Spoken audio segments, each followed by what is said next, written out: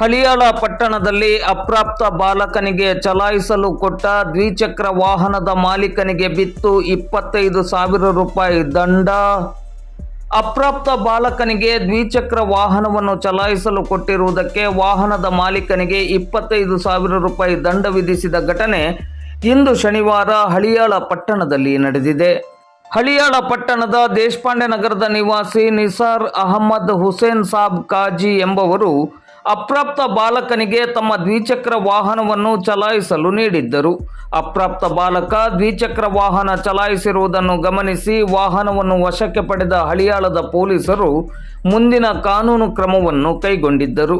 ಈ ಪ್ರಕರಣಕ್ಕೆ ಸಂಬಂಧಪಟ್ಟಂತೆ ಹಳಿಯಾಳದ ಸಿವಿಲ್ ನ್ಯಾಯಾಲಯವು ದ್ವಿಚಕ್ರ ವಾಹನದ ಮಾಲಕ ನಿಸಾರ್ ಅಹಮದ್ ಹುಸೇನ್ ಸಾಬ್ ಕಾಜಿ ಎಂಬವರಿಗೆ 25,000 ರೂಪಾಯಿ ದಂಡವನ್ನು ವಿಧಿಸಿ ಆದೇಶವನ್ನು ನೀಡಿದೆ.